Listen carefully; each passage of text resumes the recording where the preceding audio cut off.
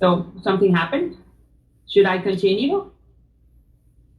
Please do continue, Ms. Salazar. And as a reminder, if everybody could please mute their phones so we can have a better experience. Thank you. All right. So Palmetto Bay and Cutler Ridge, Cutler Bay, and then district number 27 is just like, it's a very unique district because it's composed of basically 70% Hispanics that understand that you need an active congressional representative like Ileana Ros-Lehtinen was for 30 years. And my intention in getting to Congress is just bringing those federal dollars that are available for this community, not only in education, in housing, in climate change, that we need so much federal money so we can deal with the sea level rising, with the seawalls, with having better water, with having better beaches, with having better sand, because that's what we live off. We make our living a sustained district number 27. I'm trying to get in here. Okay, now I'm in. Hi, I'm sorry about that. I was having a few technical difficulties, but I think I'm in now. Good morning, Mr. Fiol. Thank you for joining us this morning. Thank you. So I made the introduction as far as the position, the seat that you both are running for. And right now we're on our first question, which is just a simple an introduction and to let us know a little bit about why you're running for this particular seat. So Ms. Maria Salazar is in the middle of her answer for the first question, and then we'll turn to you. But thank you for joining us. All right, so I was saying that we need to create out of the district number 27. One of the situations that we have right now is that we have a jobs problem because of the pandemic.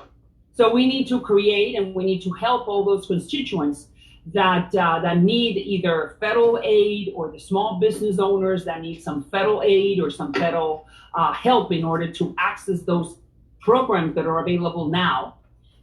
We're going to be there for them. And the economy, according to the polls that we have conducted, is the most important thing in people's minds, because the economy, I mean, if you don't get sick with the virus, even if you did and you fared well, you still have the problem of bringing money to your house and putting food on the table.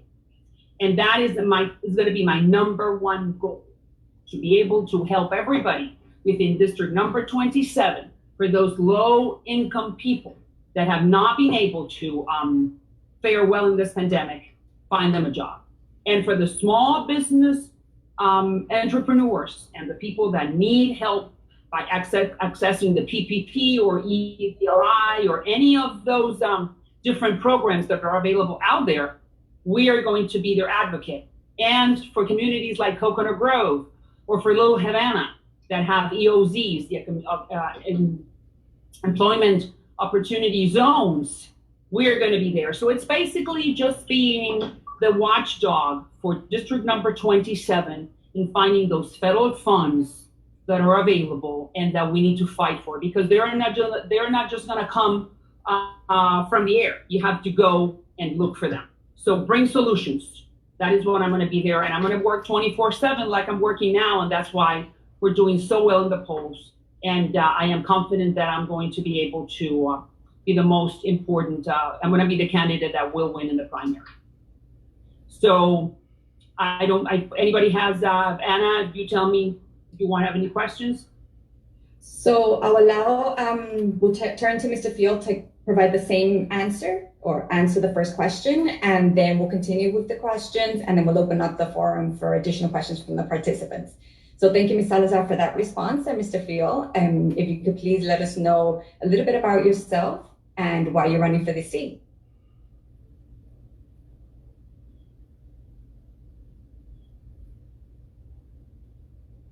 You hear me now?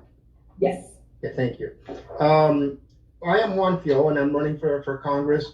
I've been involved in the anti-Castro Cuban movement for many, many years. My parents were in the brigade. My mom was in the brigade. And then when Trump decided to run for president in 2015, I decided to join his team. And I've been helping him ever since. And one of the things that that I figured that he needed a lot, or that I still know that he definitely needs, is help in Congress.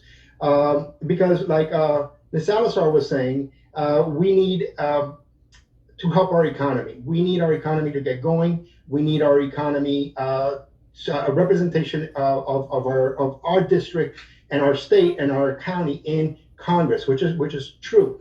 But there's different approaches to how you do this. My approach is we have to get some of those executive orders, which have done so many great things for this country, for our economy. We need to get them turned into law. Because right now, if God forbid Joe Biden were to win the presidency, he could overturn every single one of those executive orders that has helped our economy. Every single one of them, he could overturn them, which he actually has said he's going to do. So what we have to do in order to make the Trump legacy go further than just the next 4 years is to make those executive orders into law. And that's what Congress people do. They write up bills, they pass law. And my agenda, my whole reason for doing this is to back the president and to bring in some of these great ideas into law. Unfortunately, my opponent, and this is not, and I haven't spoken bad about her so far. We've actually run a pretty good clean campaign, but I do have to point out the differences. Okay, she doesn't support the president. She says that she likes what he did as far as getting things done, but that's as far as it goes. I support the president. I support his agenda, and the reason why I'm running is because we don't need another Mitt Romney in Congress, especially one from Miami, Florida, representing the District 27, the district of the Cuban exiles, of the Venezuelan exiles. We need somebody who's going to stand with our president, who's going to go to Congress with a conservative platform and a conservative background, and bring in legislation that is going to help our businesses, our small businesses. And yes, getting those loans are good, but lowering taxes, getting rid of burdensome regulations, those are the type of things that I'm looking forward to doing. And one of the things that I've been doing, and that I have done so far, and I'm not even in Congress yet. I went over to Washington with a big group of truckers, and we're actually changing legislation. There's a bill out there. There's a rule called 49371.3, which means that there has to be transparency with trucking. Now, unless you're a trucker, you have no idea what I'm talking about. But there's millions of truckers out there that do know what I'm talking about, and we are changing that rule. I was there. I did speak to the White House on a couple of occasions regarding this, and change has been done, and more change is coming. So I'm already changing law. I'm already changing legislation. I'm already helping businesses such as trucking, which is one of our largest sectors of the economy everywhere in the whole country, and it affects millions of people, and I'm not even in Congress yet. I did this while Ms. Salazar was doing videos doing jumping jacks, but that's fine. That's cool. We have different styles. We have different strategies, and we've actually run a pretty clean campaign, and I'd like to congratulate her on this. But I'm just pointing out the differences. We do have some differences. And my point of view is that I'm a conservative, and that's what I think that our district needs, that our district wants, and Ms. Salazar is a little more to the center. Thank you, Mr. Fiol. Thank you. Next question that we have is, what are your top 2 legislative priorities? And we'll start with Ms. Salazar first.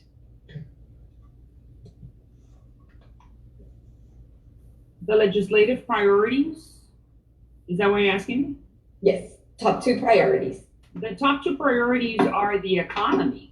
I think that we need to recoup the economy that this administration put together for the last 3.5 years. I think that what the presidency and the Republicans in Congress were able to do the first 2 years of this administration were fantastic, and that is exactly what we have to bring back. Because unfortunately, the Democratic Party has been hijacked by people that are from the far left, and people that believe that raising taxes, and people that believe that Medicare for all, and people that believe that socialism exists is something that we cannot allow. And I am going to be the loudest voice against not socialism. Socialism, democratic socialism just doesn't exist. Is that to keep the free market economy, the low taxes, the low regulations, to be able to allow the small business owner to do his job, keep his money, and continue the expansion that we had until February, thanks to the Republican administration and to those people who were in Congress and in the Senate who were able to give us the opportunity to have a fantastic free market platform so we can continue growing as a country. Right now, we're at the crossroads where we need to keep the policies that work. That's why I'm a Republican. That's why I know that I am not a socialist, because the socialist, the democratic socialism, which by the way, does not exist, because the saying democratic socialism is the same thing as saying democratic fascism. And I'm very concerned, and that's one of the reasons why I'm running for Congress as a Republican, because we need to maintain the American agenda, the one who was able to give us the prosperity that all of us have had. We need to give that prosperity to our children. And right now we are with the defunding of the police, with not respecting the culture, whether the culture was fair or not fair, but it's ours. And if we need to review it, then we should do that in an orderly fashion, not the mob rules. And that is basically what I'm saying. But going back to your question, the economy, and bringing those federal dollars to District Number 27, that we deserve it so much, not only for climate change, for education, but for the economy and to bring jobs. We need to revamp the cruise ship industry, which gives us, a lot of us, thousands and thousands of jobs. We need to revamp the tourism industry in Miami Beach, because we have the beaches, we have the sand, and we have the tourists. So it's basically jobs and the economy. That's what I'm gonna go do. And be there working 24/7 to make sure that those federal dollars that are allocated and they're ours will come. That's what we need, somebody to fight for what's ours. Thank you. And Mr. Fiol, if you could answer the same question, please. Thank you. Allocating money federal money to the district is one thing I'm gonna absolutely look for. But there's several things that are key to the differences between Ms. Salazar and I. And the reason why I'm saying this is because I come afterwards, so I kind of have to respond to what she said, which is not what I had in mind, but it is what it is. Okay. She's talking about that not being socialist is capitalism. Actually, not being socialist is having individual rights and freedoms. Our Constitution, our Bill of Rights, is what separates us from socialist countries. Countries that are socialist don't have individual rights, and they don't have a constitution that protects them. And that's what changes and once you have that freedom, capitalism falls into line. Because when you're free, you could have capitalism, and if you get rid of that freedom, then you get rid of capitalism. Another thing that Ms. Salazar pointed out that I'd like to respond to is I've been a Republican since 1990. I have never voted for a Democrat. Some people criticize me for that, but you know what? I wear like a badge of honor that I've always been a Republican. She, on the other hand, changed from being a Democrat into a Republican just to run for this race, which I think is this. A bit unfortunate, to say the least. Okay.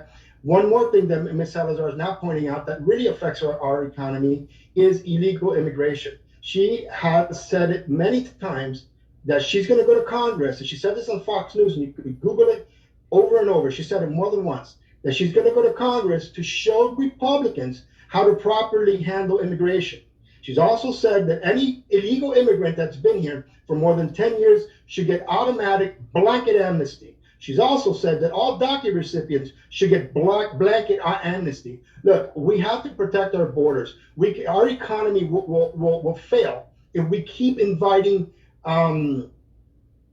people to bad behavior. By allowing people that have been here illegally and give them blanket amnesty, you're inviting more people to come here illegally, and that truly affects our economy. So there's no way of fixing our economy with open border. And you could build a wall, But if you still have legislation that once they step foot in here, they hide for 10 years, that they get automatic amnesty, guess what? A lot of people are going to hide for 10 years, and a lot of people are going to have bring in their little kids and fit them into DACA, like Ms. Salazar says. I think that we have to have secure the border. We have to have merit-based immigration. We have to get rid of the visa lottery system, and we have to make it a point that it doesn't matter what country you come from, you have to come to this country legally. And those are the type of things that we differ. And again, I support the president's agenda, and this particular issue that I just pointed out is completely against what the president has suggested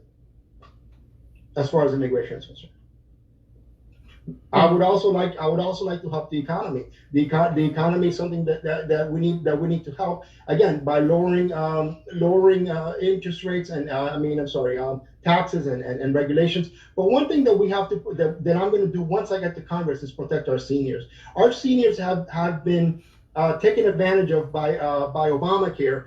They've taken I think it's somewhere in the neighborhood of over $800 billion from our seniors by Obamacare to give it to people that work, to give it to people that did not have a subsidy before Obamacare.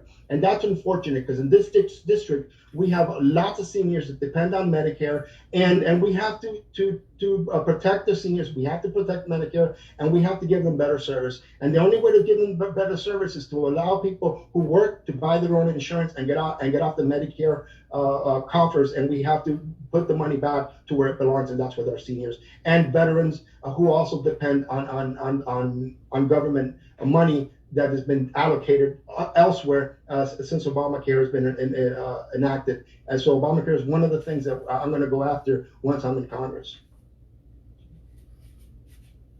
Thank you, Mr. Fiol. Thank you. Another question that we have here is, how will you prioritize the state budget? And Mr. Fiol, so we can take turns, if you can answer that question first, please.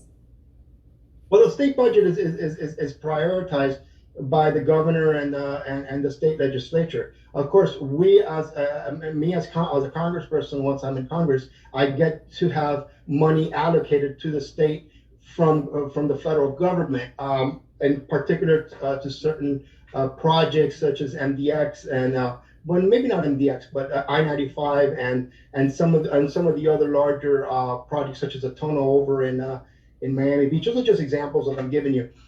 Some of the money goes towards education. Education is a big deal right now, and right now, like President Trump said, it's a civil rights movement of the 21st century, which is school choice. I'm going to bring in some money from Washington, but I would like to see school choice. I would like to see people in inner cities, kids in inner cities, be able to have a voucher to go to any school that they want, not just public schools or charter schools for that matter. I would like to see them be able to go to private schools. A lot of private schools offer really good education for less than some of these charter schools and private schools, and yet they don't have access to these vouchers. And I think that is something that we need to address when bringing in money from the federal government. Another thing, we've had a large shutdown of our economy due to coronavirus, yet nobody from the federal government is putting the pressure on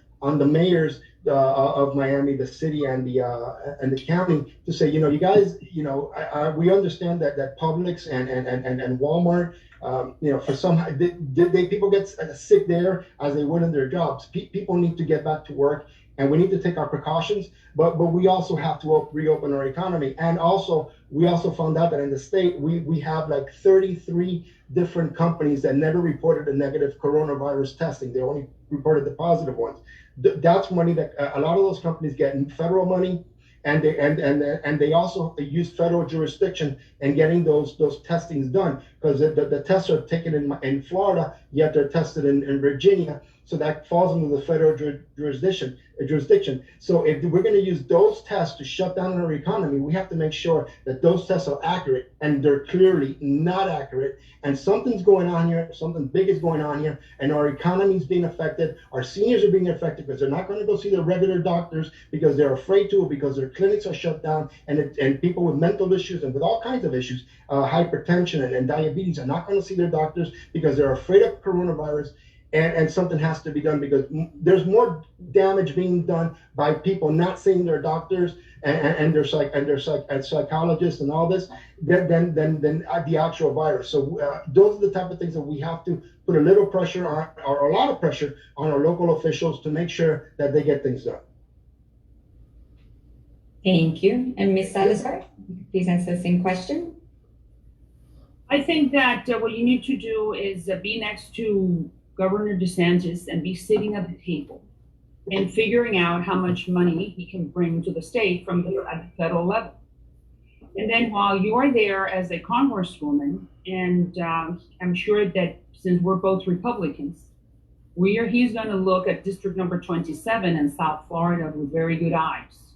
And what does that mean? School choice needs to be expanded so we can give the same choices and the same options to the African American single mom or to the Hispanic American single mom in Little Havana to be able to send her child to a good school. Also, by sitting next to DeSantis, what you can do is that you can improve senior housing that we need so much. Section 8. We can also do the climate change, which is extremely important. I go back to federal funds. If you have federal funds, you can help Miami Beach. District number 27 is one of the districts in the country that has the longest and largest coastlines. So that's why climate change for district number 27 is extremely important. But if you have a very good relationship with the governor, then you can help. Once again, I go back. This is very simple. It's just having political willingness, it's having order, it's having structure, and it's having a plan. The plan is to bring the federal funds to your district. All politics is local, as Tim O'Neill used to say. And if you're there, and if you care, and if you work, you make things happen. And that's the case with Ileana Ross-Layton. And not only that, giving fantastic constituent services, something that my opponent, Mrs. Shalala, has not been able to do because there has been no presence in the community from her office. Congressional offices have a lot of power, not only to sit with the local officials, to sit with the county officials, to sit with Governor DeSantis in this case, who happens to be a Republican, and somebody that will look at 27 with very good eyes, because we are the ultimate melting pot. We are the city of Miami, where not only ideological issues are important, but economic issues are very important as well. This is a pretty savvy electorate, and that's why they will know who to pick. And that's what I will do. It is not a very difficult science. It's just being there, having a plan, being orderly, being focused, and knowing what you're looking for. Thank you. And if we could further that question and those answers and go into the next question, which is, what ideas do you have to assist Floridians with economic recovery? And we'll start with Ms. Maria Salazar. I think I said it at the beginning. We're going to create out of my congressional office an employment center. We're going to be there 24/7, giving opportunities and helping those people, low income earners that have been suffered the most. Specifically, if you look at the numbers, the Hispanic women and Hispanic men are the ones who have fared least or worse in this pandemic. So those are the people that need not only the unemployment check to get on time, but after that passes, to help them find a job. But then at the same time, we need to create the jobs. So we have to help the small business owners, and we have to help the big industries, the port, the cruise ship, the tourism industry, the hotels, the small business, the restaurants, the bars, everything, every single industry that is on the periphery of the core industry, which is the cruise line, helping them. And the federal dollars are there. And we just need to know where to access them. And that's exactly what I'm going to do, because if you ask everybody around district number 27, and if you look up the polls, everybody tells you that the economy, finding a job, keeping a job, and making a good living is the number one priority at this hour after the pandemic hit. Thank you. And Mr. Fiol, the same question for you, please. Well, I'd like to take a second to clarify something. When Mr. DeSantis was running for office, I actually did a few events for him. I supported him the whole way. I helped out in his campaign. So I support Governor DeSantis all the way, and I think I'm going to have a very good relationship with DeSantis. Unfortunately, some of the stuff that Salazar is talking about does not necessarily include the governor. A lot of the things that she mentioned falls under the jurisdiction of the local mayors, and not just the city of Miami, the county of Dade County, because we have a very large county, and we have other municipalities that need attention as well, such as Cutler Bay, Palmetto Bay, Coral Gables, the city of Miami Beach, the city of West Miami, the city of Coral Gables, the city of Pinecrest, just to name a few, and the city of Key Biscayne, of course. These are all cities that need attention and that could benefit from having a congressperson who's going to be there, boots on the ground all the time. And people who know me, a lot of people know that I am always on the ground. I don't sit behind the TV screen in my patio. I go out there, I put on my gloves and mask, and I go talk to the people. I go find out what's actually going on. Okay, that's the type of person that I am. And people who know me, and if you don't know me, Google me, find me on Facebook. You'll see all the stuff that I've done for the Republican Party for the last 6-7 years, and you will see that I am hands-on, and then that's what I'm about. Now, as far as the economy is concerned, there's a lot of things that affect the economy, aside from the stuff the points that I've pointed out, lowering taxes and regulations, and a lot of it has to do with China and foreign countries such as Venezuela, who affect us with oil, and Saudi Arabia, Iran affects us with oil, and China affects us with intellectual stealing of property and dumping all kinds of cheap imports into the United States. And President Trump took a hard stand against China, a hard line against China, and they're buying a lot of stuff from us, and he's changing the demographics of the stuff that's coming into of products that are coming into our country and products that are going out to China, because we need to have exports. Yes, the cruise industry is a huge part of our economy, but exports are more the macro scale of the rest of the country. If we don't have tourists with dollars come here from New York, from Pennsylvania, from Illinois, from Ohio, they're not going to spend any money in South Beach. They're not going to go on those cruise ships. So we have to make sure that manufacturing is going on. We got to make sure that the trucking industry is vibrant. We need to make sure that our oil industry is happening, and our oil industry has been decimated by Saudi Arabia and Russia getting together and lowering the prices. These are the type of things that a congressman needs to go and support the president in and not just bring federal dollars into our local economy. Bringing money is great, but that's part of it, and that's a big part of it. But also keeping our economy strong and knowing our entire economy, not just South Florida's, is a big factor in this, because the bottom line is our largest industry in Florida, South Florida, is not the cruise ships. Our largest industry is the healthcare industry. Okay, that's our number one industry. Our number two industry is agriculture.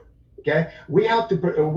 I myself started an agricultural business many years ago, and it's still in effect today. It's called All American Citrus, and I don't mean to plug it in, but it kind of came out. And so I know the agricultural business. I know how it works. I know the ins and outs of it. That's why I'm so familiar with the trucking industry.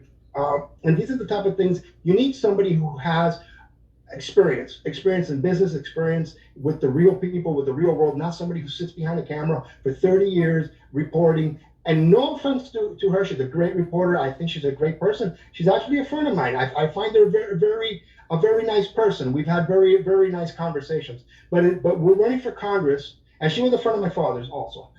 But we're running for Congress, and she already lost. She lost once to Shalala, and she's going to lose again, unfortunately, unless somebody else takes the reign. I think that she had an opportunity. 2018, she blew it. We had 30 years of almost 30 years of a Republican in Congress in district in that area where District 27 is in, and Salazar came in and loses it to a Democrat. I am going to come and I'm going to rescue that district.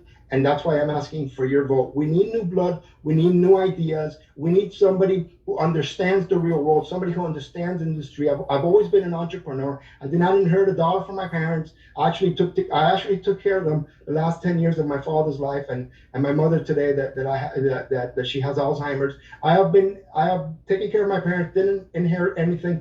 Everything that I have, I built myself from scratch, including the company I mentioned and a real estate company. I am a people person. I understand people. I understand businesses. I understand entrepreneurship, and I understand the way economy works. Ms. Salazar, on the other hand, I feel is a little out of touch. And but besides all of that, I don't want to get into a personal thing here. Without getting personal, she lost last time. We've got to give somebody new a try. Thank you. An opportunity. Thank you. We're moving on to our next question, which is, what policies do you feel that current members of Congress are abandoning that you would focus on? And we'll turn the question to Mr. Fiol first. Okay. Well, I think that one of the greatest things one of the biggest issues that has been abandoned by the members of Congress is Obamacare. They have not gotten in there to pass a new legislation that will stop taking money from our seniors. There was a legislation early on in the Trump presidency that would have created being able to buy insurance across state lines, was going to solve many of the issues that Obamacare brings. And that was completely ignored, and it was shut down. And the reason why it was shut down is because we lost Congress. We lost the majority in Congress in 2018, and this legislation was actually after 2018, and we didn't have the majority. And one of the seats that we lost was this district because Ms. Salazar lost to a Democrat, Donald Shalala. So I'm hoping to go back and be able to attack Obamacare first and foremost. That's one of the first things I got to attack. The second thing is our fuel industry. Our fuel industry. Some of the legislation as far as how to handle Saudi Arabia and how to handle Iran and Venezuela has been greatly ignored, and we're suffering from it because of that. In Texas, a lot of people are out of work because of what's going on with the really low oil prices. The other thing is school choice. School choice was something that came on strong. It's something that really worked. It worked in states like Ohio, and we modeled our own Florida school choice after, to a great extent, after what happened in Ohio, the great things they did in Ohio, and yet the rest of the country has kind of forgotten about it. Well, I got to remind them. I got to go back to Congress and remind them that these are the things that we have to bring in. Cutting red tape. That's another thing that hasn't happened. Lots of red tape. A lot of the different things are going on, and the only way to cut those red tapes right now, is through President Trump and his executive orders. I mean, Trump is a one-man guy. Government, because he doesn't have Congress to help him out. Congress is there as an obstacle to him right now because everybody's against him. Everything he tries to do, they're the anti legislation party group, instead of being there to support our president, whether you're from a different party or not, because we're supposed to be looking out for the American people. And unfortunately, the Democrats in Congress are not looking out for the American people. They're looking out for their own party and their own interests, and they don't care if the economy gets destroyed in the meantime. In the process, they just want President Trump out, and that's really hard. That's really bad, and that's something that's got to change. So I'm asking the voter again, I'm going to ask you one more time. Ms. Salazar had a chance. She didn't make it. She lost to Shalala. Give somebody new a chance. I've been a Trump supporter since from the minute he walked down the staircase.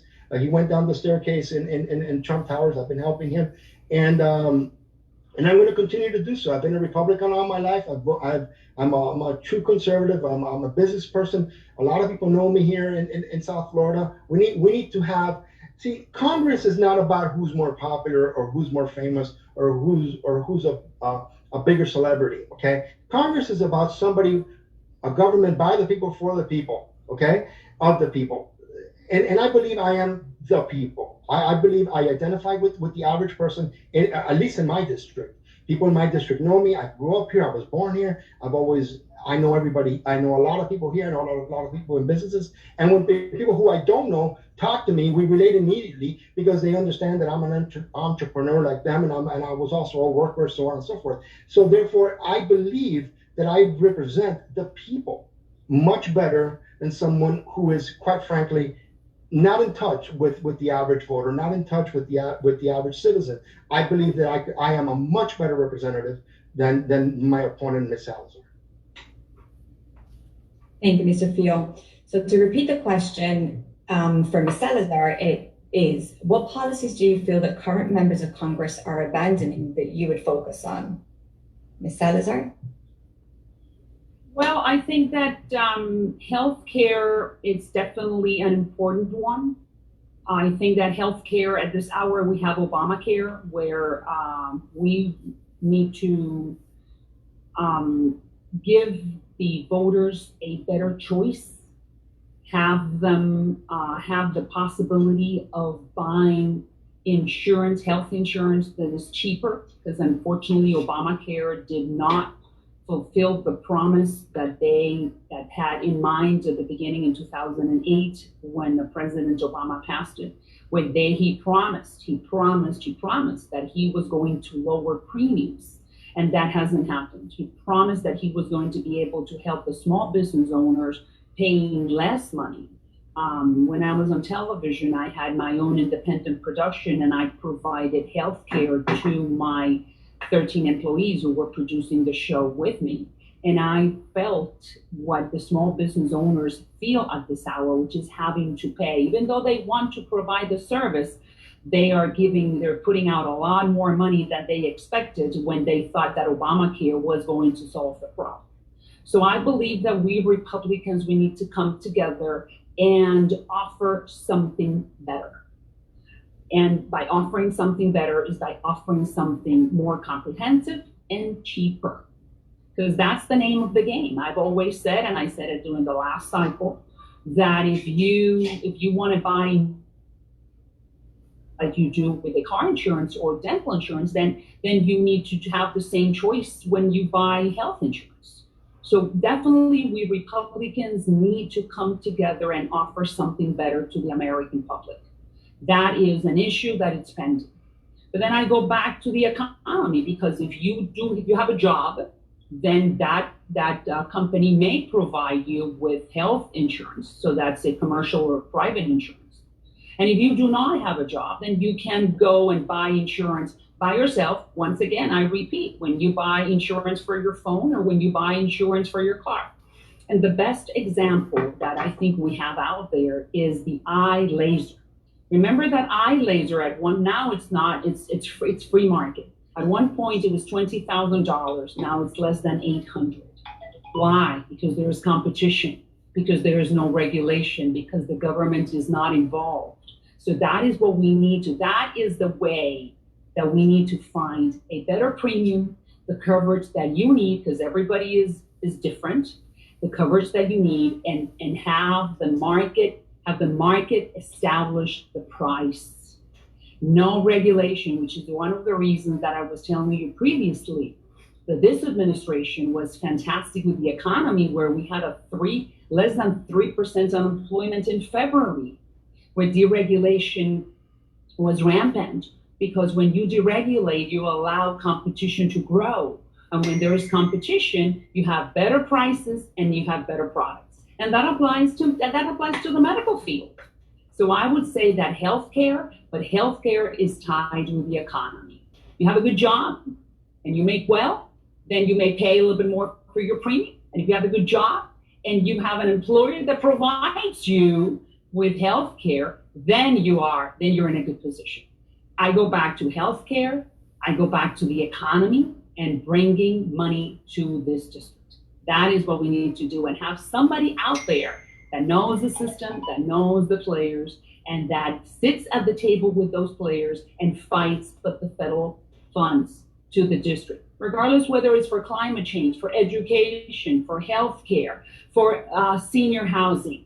It's money coming down here. And something else that I think that we should also concentrate on is using my talents of interviewing people. So I can go to Google and to Amazon and to those big boys and tell them, listen, why don't you consider 27 to open up one of your shops?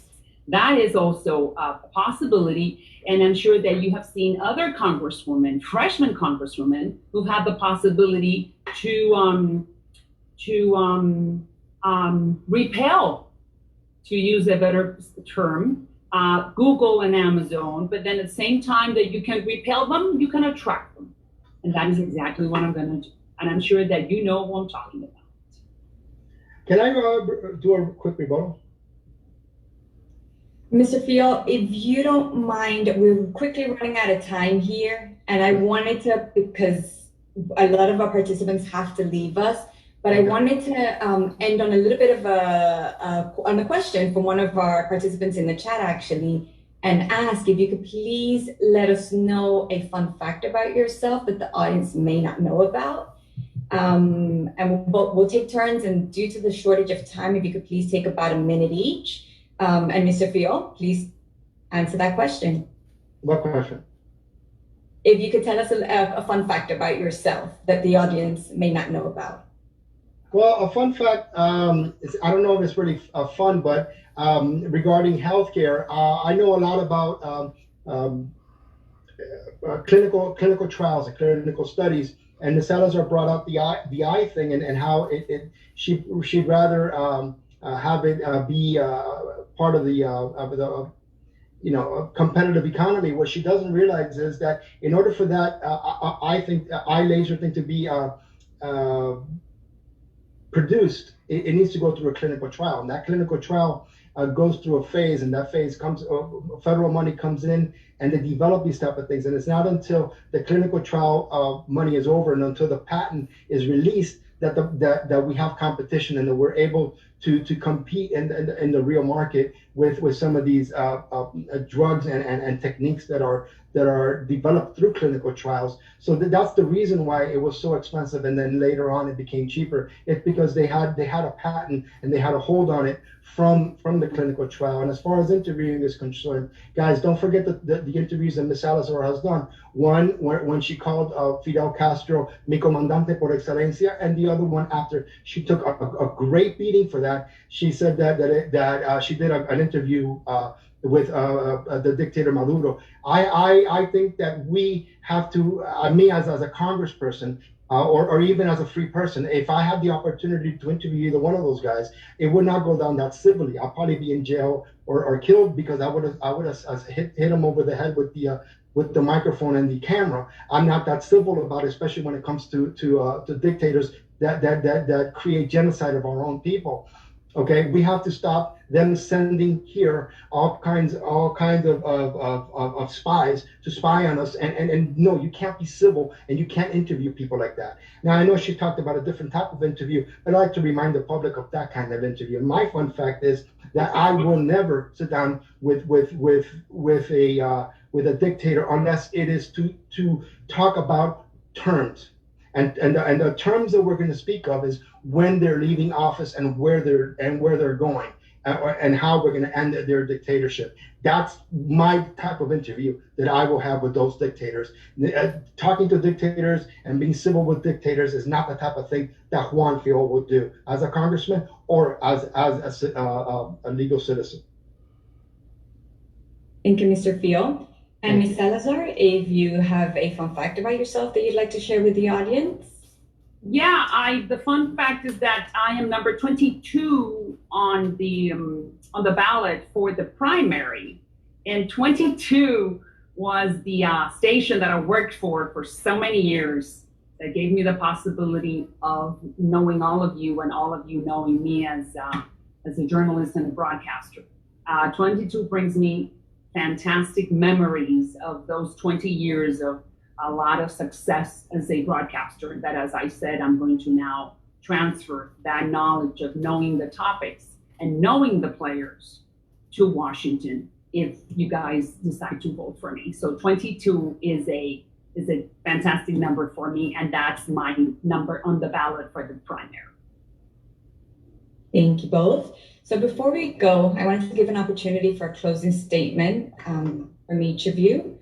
We're short of time, so if you could keep it down to a minute or 2 minutes each. Who would like to go first? Hold on. She could go first. It doesn't matter. Oh, no, Mr. Fiol can always go first. I'm sure that I will be a lot quicker. Thank you, Mr. Fiol. Again, I believe that I would I would better serve the community. I would better represent the community than my opponent, Ms. Salazar. She's been a great reporter. I give her total props for that. She's even had her own shows. And I think that that's the type of thing that she should be doing, is interviewing people and doing TV shows. As far as Congress is concerned, I think that we need a government of the people, by the people, for the people. And I am more of a people person. I am more of somebody in touch with our community, who understand the needs of our community, and who could relate better to the average person, or the not so average person in Miami-Dade County. That's why I asked for your vote. I'm not gonna, early voting starts August 3rd. It's August 3rd to August 16th, and don't be afraid to go vote early. It's completely different from voting by mail. The computers that use in early voting are the same computers used on an election day on the 18th of August, Tuesday. But August 3 to 6, you could go to to the library on 94th and Coral Way, the one in Coral Gables Library. You could go to Miami-Dade Elections Department and find the early voting stations. You could find it on my Facebook page, on Juan Fiol for Congress Congressional page. You go in there, it's right there. It shows you all the addresses. It shows you all the different times. And you drive by, all you got to do is show your license. You show ID, which is great, because the mailing ballots, nobody checks your ID. So it's a lot better for you to go in person and show your ID, go by the library, or just go to Juan Fiol for Congress campaign page in Facebook, find the different locations and different hours, and go vote. It's very important. If you want me to be your representative in Congress, you need to vote for me, and you need to go between August 3rd and August 18th. So thank you, and thank you for your time. Ms. Salazar? I thank all of you for allowing me, and to you, Ana, for allowing this opportunity to get to know your people, even though we were not able to be in person. And I think I've said enough. I am the best representative. I think the most qualified. I think I am the best person to represent district number 27 in Congress. But thank God that we have an open system, that we are in a democracy, and that is exactly what we need to fight for. Not to lose the system, not to lose the platform that has worked, the American agenda that has worked for more than 300 years. So that's why I think everybody should go vote, and vote your conscience, whomever you feel is going to represent you best in Congress, according to their background and according to their credentials. And I thank all of you for allowing me to talk to you this morning. Well, thank you so much, and thank you to everybody for taking the time to participate today. This was definitely a very informative session, and I hope our participants learned a lot about each of our candidates. So as a reminder, our primary election date is August 18th, and we urge everyone to vote. You can still request a vote by mail ballot, and the deadline to request a vote by mail ballot is August 8th. Early voting begins August 3rd. So thank you, everybody. Thank you, Ms. Salazar. Thank you, Mr. Fiol. And on behalf of the board members at the Women's Chamber of Commerce, we want to remind everybody that the Women's Chamber of Commerce has many different interactive and virtual events that are very informative to the community, and to stay in touch at the Women's Chamber of Commerce.com. Thank you all, and the best of luck to you both. Have a wonderful day. Thank you. May God bless you all.